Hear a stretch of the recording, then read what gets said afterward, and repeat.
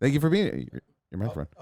That's into the mic for Yeah, you got to talk in the mic. Hey, I know. I just thought I thought it was one of those ones that said if I'm too close, it picks up my thoughts. Oh, God, I wish I had that hair. Like, yeah. Which one? Mine? Yeah. Oh, thank I can't you. rock that. I don't got the confidence for that. See, people like my hair. Yeah, I like it a lot.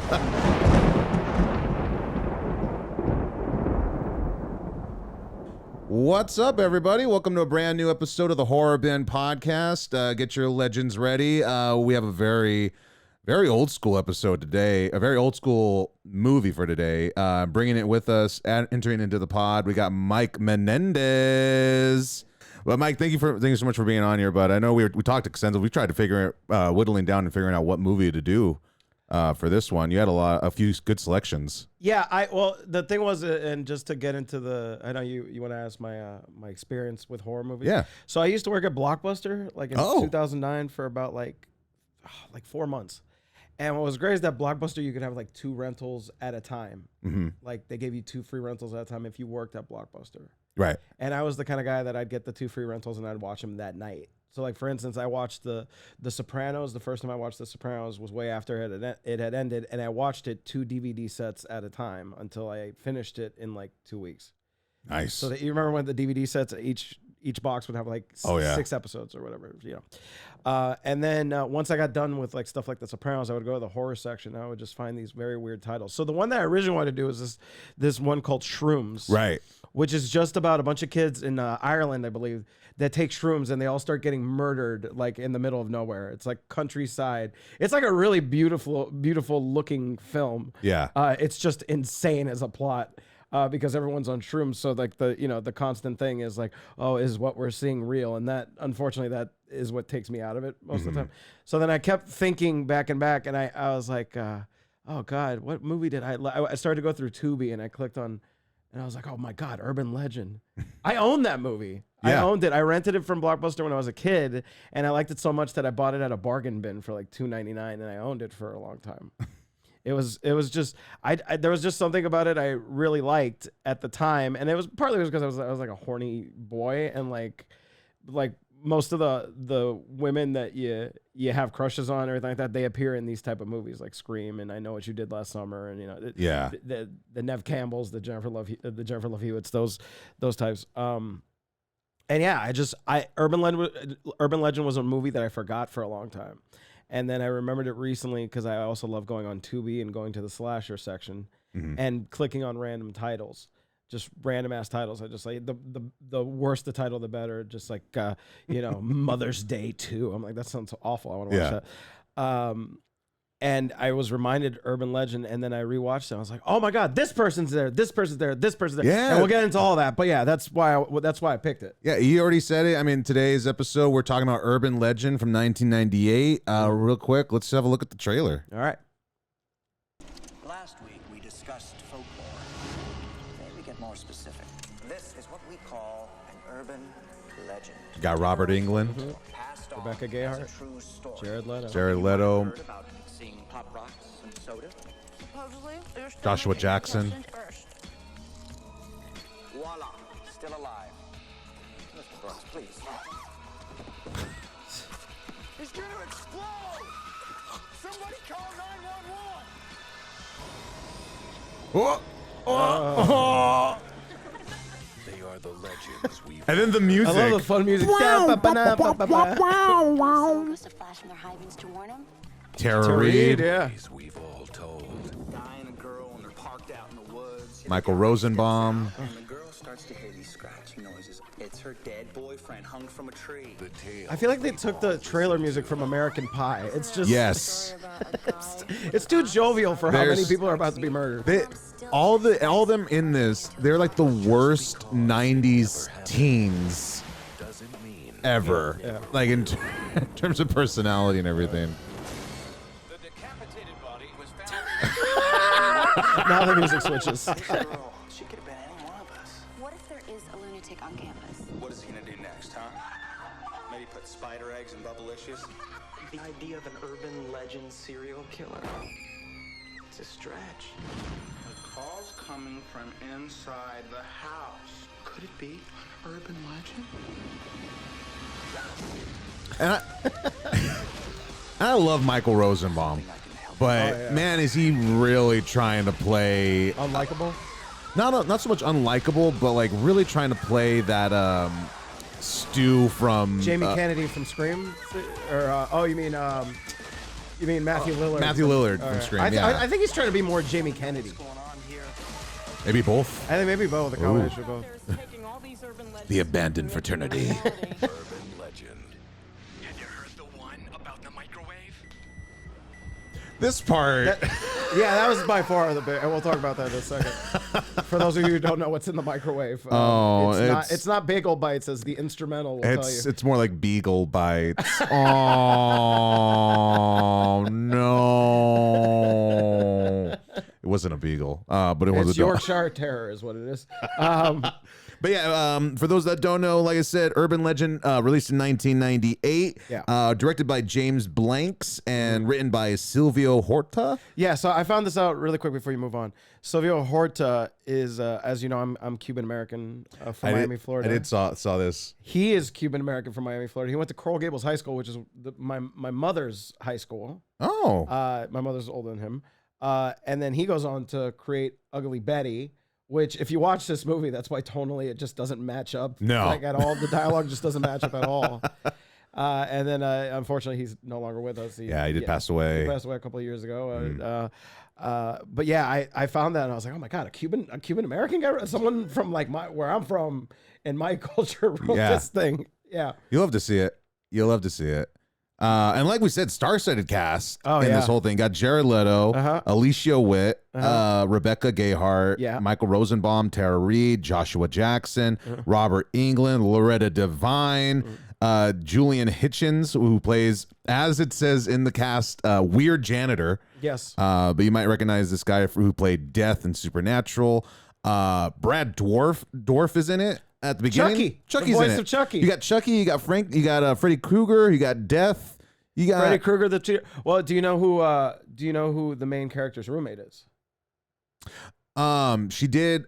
She kept on looking familiar, and So that's Danielle Harris, her goth roommate who ends up getting strangled while the roommate's in the room. But she thinks she's having sex, and then the next morning the blood says, "Aren't you glad you didn't turn on the light?"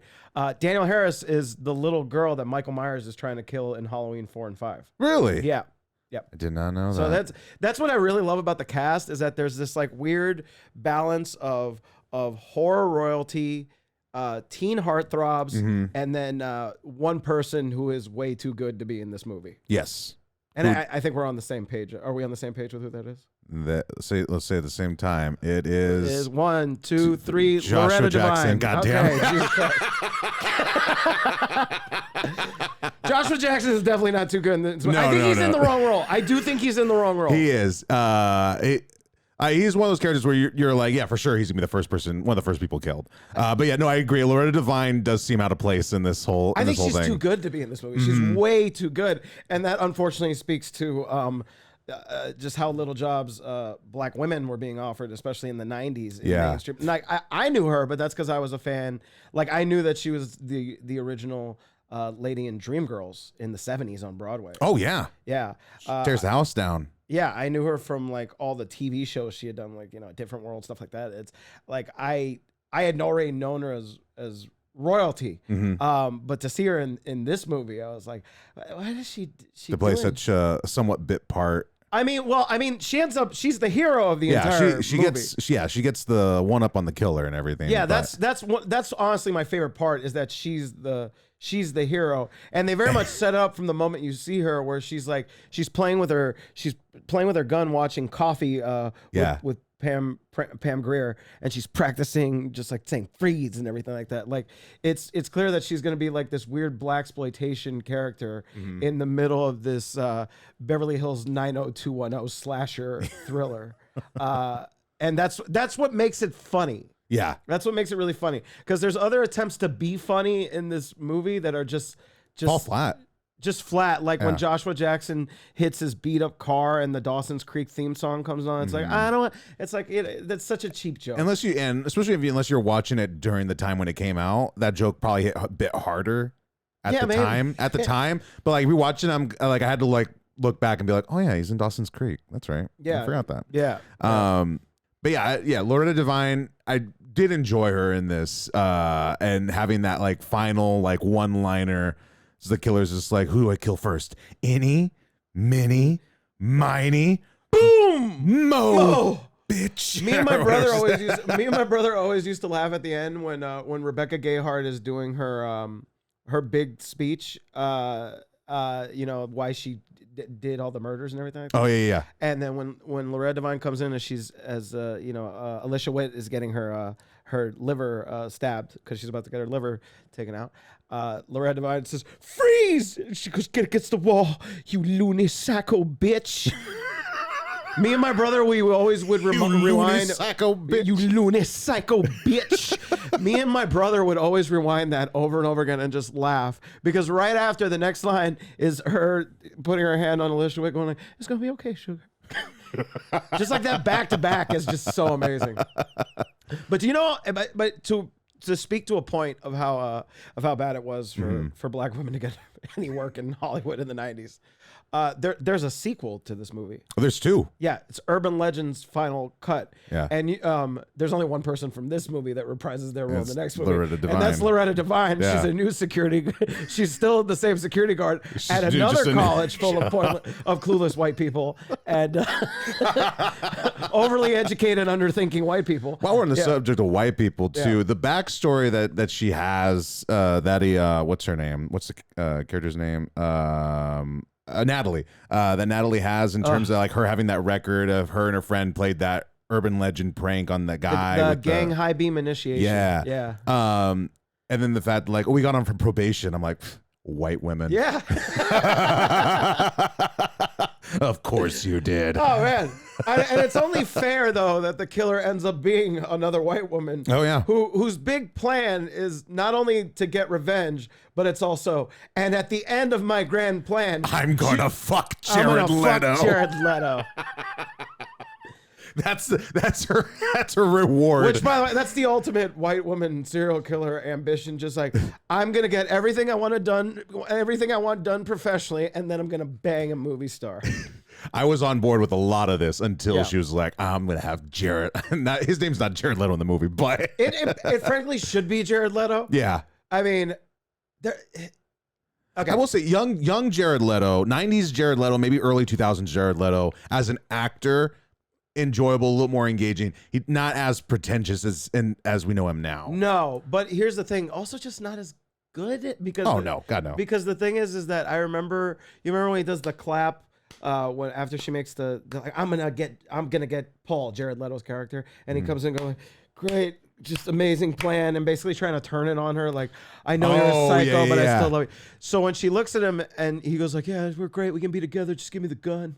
And then Rebecca Gayheart goes, you're cute, Paul, but you're not that fucking cute. I really wish you would have said, you're cute, Jared Leto, but you're not that fucking cute. Because that's basically my review of Jared Leto's performance in this movie, which is just, you're really cute. I mean, when you have to believe that he's a guy who's like, I want to win a Pulitzer one day. I was like, wow, you can write, but you clearly can't read. That's crazy, dog.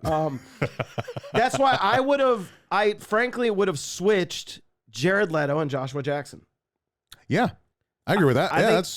I think Joshua Jackson would have made a better, like, he has more personality. Where like Joshua Jackson has a bit more like. Well, you would believe him as a more a studious, like, kind of asshole trying to get what he wants. Like, have you ever seen him in The Skulls with Paul Walker? No. Yeah, that's a really good movie. Yeah. That a lot of people haven't seen. The Skulls with Paul Walker. Dude, you're booked for more episodes. Oh, Don't good, even fantastic! worry. I would love to do The Skulls. The Skulls is basically about this poor guy that joins like a secret society, but he's very ambitious and stuff. And he's on the rowing team, and he works in the kitchen of the cafeteria. And Joshua Jackson is completely believable as this guy. Okay. So I think him as and then I think just Jared Leto in this movie makes more sense as the guy who just tries to get laid, and he's a snowboarder, and he's kind of a dick. I think that would have been better. Yeah, it's not a stretch for him. Because he's a beautiful man in this movie. Yeah. But that's all he is. Because he just doesn't match. And I'm not shitting You're just a pretty face kid. I'm not crapping on Jared Leto. I think Jared Leto's really good. And I think in like Requiem for a Dream, he's perfect. Yeah. He has his moments. Yeah. I just think you need to that speaks to casting the guy. But here's another thing that's also wrong with the casting. I don't like the lead. Yeah, she's not very. She's not. She's well.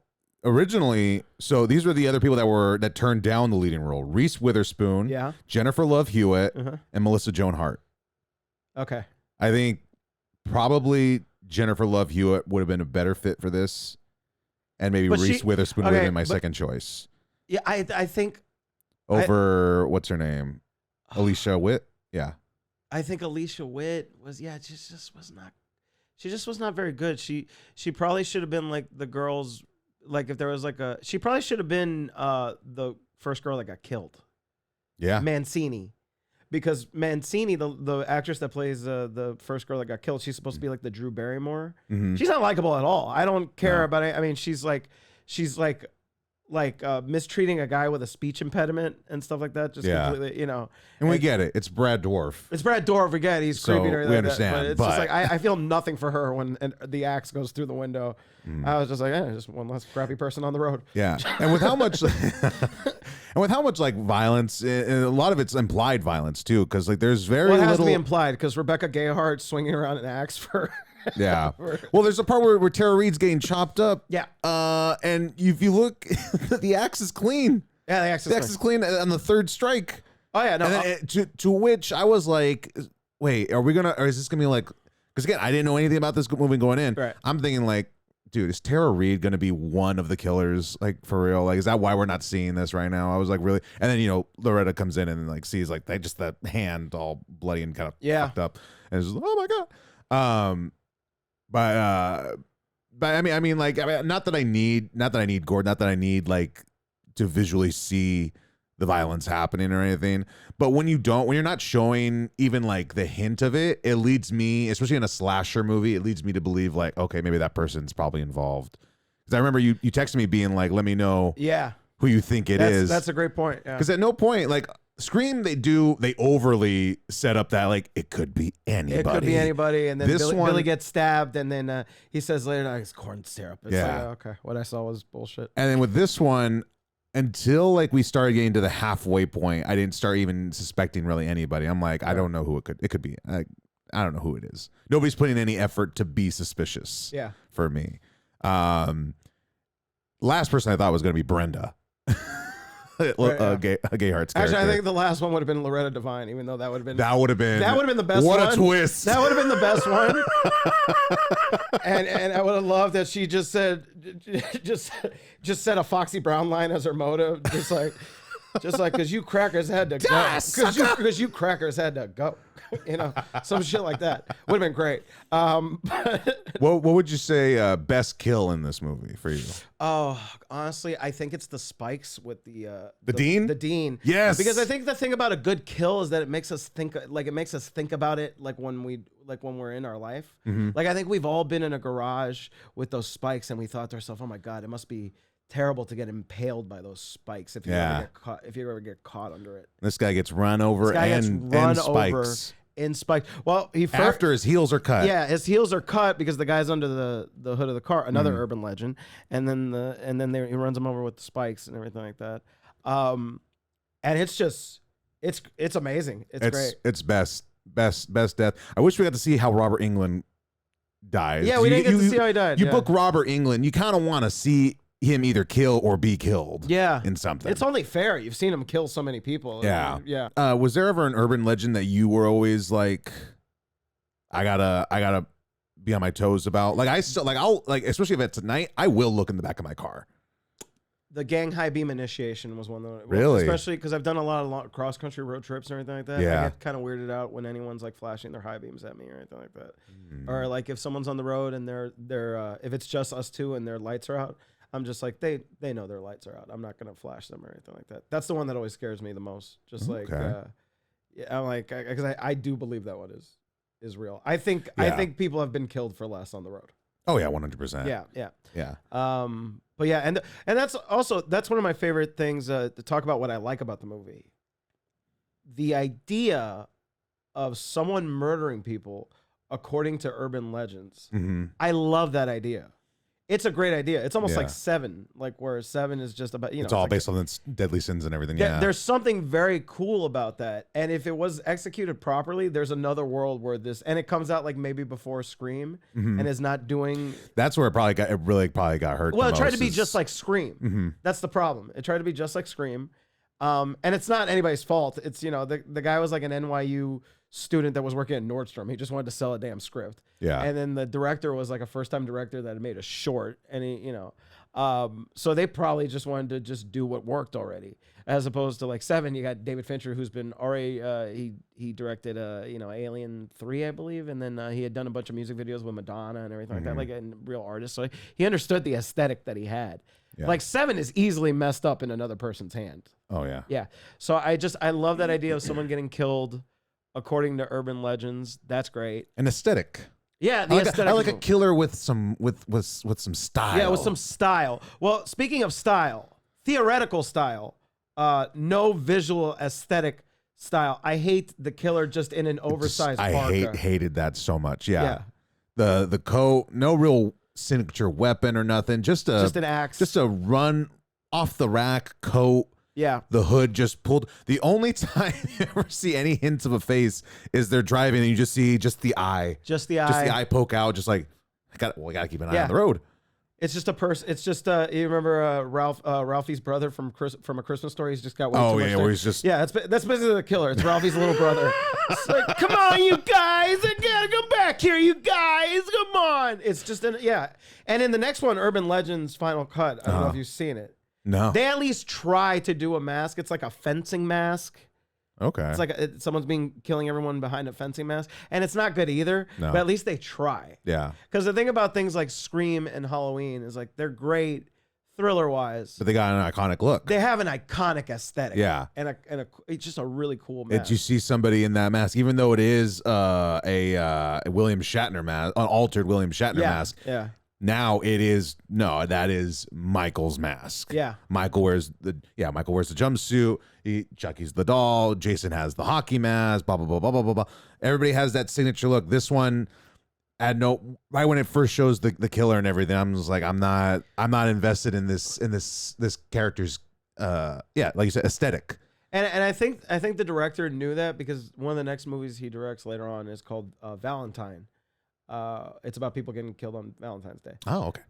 And the killer wears like a cherub mask. Kills people in a big overcoat and a cherub mask. Okay. But the problem is that the cherub mask is very small and the coat is very big, so it does look like a baby is in an overcoat killing people. But I bet he's like, at this time I'm gonna have a cool mask. I'm gonna figure this out. We're gonna do it right this time, guys. Yeah, but that's the thing, man. You gotta get lucky with a lot of these things. And I mean, they got lucky with Loretta Devine in this movie. Yeah. She's by far the best out of everybody. She does not belong in this movie. She's done everything from sitcoms all the way to Oscar award-winning movies, and she could do. I went to go see a taping of the Carmichael show. Remember when Gerard Carmichael had a show? I went to go see a live taping of it. It was cool. It was like Lil Rel and Tiffany Haddish were on it. This was before they were famous. You had David Allen Greer, but then Loretta Devine came out, and I was already a huge fan of hers. And Loretta Devine comes out, and what's fun about it is that you could see what these people are like when they're working, like how they carry themselves, how they interact with crew and everything like that. And Loretta Devine comes out, and she comes up to the audience. She goes, "Thank you so much for being here for our taping." And I was in the back just going, "Ah, Miss Loretta!" Ah! I was just so, because she's royalty. She's absolutely amazing. Yeah. And she's in this crazy underdeveloped movie.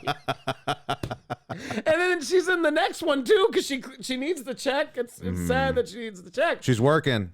She's working. She's putting that work in. But honestly, you haven't seen the second one? I haven't seen. Have you seen the trailer for it? No. Okay, so I think the best line that she says in the You know what? movies. Hold on. We're gonna look up that trailer. We're gonna be wrapping up right now, but let's. Are we gonna wrap up already? Oh, We gotta wrap up already. But Urban Legend. What was the name? Urban Legends Final Cut. Final Cut. Eva Mendes is in this a year before. Is she really? Before she does Training Day. Joey Lawrence of the Lawrence Brothers is in it. Hilarious. The main character was one of the ladies that was on House. That's what's really cool about these like slasher flicks, is that they get people at like the moment. If they do it right, they get people at the moment before they kind of blow up. Yeah, here we go. I got a good story? Serial killer who murders 8 students. Urban legends. They had this like creature on the wing of the plane. Oh my God. We've all told them. True story, right? We've all heard them. You're going down. Fucking in a plane. Yeah. What? What? Yeah. Oh. Jamie Lee Curtis, right? It's about film students. Oh my God. But these students are daring Urban Legends, Scene 6, Take 2. Yeah. to film them. The movie is about a serial killer whose murders are all based on urban legends. That's pretty cool. Yeah. There's this girl. She puts her hand down, and if her dog licks her hand, she knows everything's okay. Can I be the dog? Anthony Anderson. Oh, that's Anthony right. Yeah, he's also in this. Yeah. It's an urban legend. Like that girl who eats a burrito with a pregnant roach and all the eggs hatch inside of her nose. Now, It's a tradition during final. So much more killable stroke people in of this midnight. Oh yeah. Everyone screams. someone is turning legends Yeah, you see? Yeah, that mask The is fancy mask. not helping at all. Attacked. into reality. Dude, that looks so real. Not enough Oh. blood. You don't think it was real? OJ left more blood than that on the Broncos. You crazy! All right. The shit that they made. How the line. The shit that they made the one diversity one black hire character say say it. in front of. Oh man. Gotcha. She's one hell of an actress, ain't she? Whoever's doing this is gonna come after you again. Trust me. Just an urban legend. Urban legend, my ass. See, that's my favorite. I think that's what the best of her too. Urban legend, my ass. Yeah. Yeah. Just Wow. yeah. I mean, and this gets into soap opera like level of plot because there's a guy that gets killed, and then the day after the funeral, she runs into that guy and goes, "Oh, Trevor," and he goes, "No, I'm his twin brother." It's like, shut up, shut up, boo. Oh, I boo Twin you. brother. Dude, I'm definitely looking up this sequel for sure. Yeah. But I mean, for this one, it's for sure. It's in the bin. It's in there. It's in the mix. But overall, where would you put it in the bin? We got the top for like the easy go-tos, the middle for those hidden treasures, and the bottom for like just this is a horror movie that doesn't need to see the light of day. Where are you putting it at? I'm gonna go just for everything that I said. What makes it unique? It's a hidden treasure. Okay. It's a hidden treasure that you get out of the darkness where the movie should not see the light of day. You have to pick it out. It's on the bottom of It's the on- middle. It's on the bottom of the middle. Because I think it's worth seeing just to see like what happens with everybody Yeah. later on in their career, and then seeing the people that are hot at the time and the people that become hot later. And yeah, I think it's definitely worth it because I'm much more of a slasher guy than I am a specter person. I don't like specters. Like I don't like there's a supernatural force. It's like great, you're just gonna make up every rule that you can now as long as you Yeah. go. Yeah. Slashers are its own unique thing. Big in the 90s. This one definitely came out at the right time in terms of like that slasher craze. Well, I think it also came out at And- the wrong time too. It came Oh, yeah, out wrong time, later yeah. than everything else. Than it should. I mean, in terms of like just the craze of the genre for Oh, slashers, yeah. it came out 90s. That's Yeah. was slasher time. But like in terms of like Mm-hmm. it came out 2 years after Scream. That's kind of like what it did it in. and the biggest thing is, I cannot repeat it enough. It's a horror movie where Loretta Devine is the hero. Yeah, That's what separates it from anything else I've ever seen and kept it in my brain. 100%. Yeah. I definitely put the scare rating around probably maybe more around the 6-5 range. Yeah. Not particularly a scary movie. And in terms of just a movie rating, I definitely put it at 5. Yeah. Oh, just yeah. in terms of just Oh yeah. it's enjoyable, but enjoyable not for like I want to watch a film. No, this is a Yeah. movie. This is something that if you're like high, like at 2:00 in the morning, Yeah. and you have friends that are like, you guys know any like bad horror movies? Like we have to watch Urban Legend. I've got one. Yeah, I've got one. Yeah. Yeah. But Mike, thank you so much for being here. You got this camera right here. Let the perfect. people know where they can find you, what you got going on. Cool. I'm at Mike the Menendez on Instagram and TikTok, and that's MENENDZ is my last name, Mike the Menendez. And I do a lot of stand up, man. I do a lot of it, and I'm always performing in Los Angeles. I perform a lot around the country, so please follow me, and I'll be posting about it. And And I got some cool projects coming up this year that I can't talk about just yet, but Hell cool yeah. stuff's coming. Make sure to follow him. You guys can follow me at Julian F. Comedy on all the things. Follow this podcast at Horror Bin Pod. Make sure to subscribe, like, share, comment, do all the things, and come back and see what else we're going to pull out of the bin. But again, Mike, thank you so much for being here. Thank you so much for bringing this. We definitely, like I said, we're definitely going to have you back on. I want to come back, yeah. Yeah. And like we always say, aren't you glad you didn't turn off the lights? Bye. And we're out. Bravo.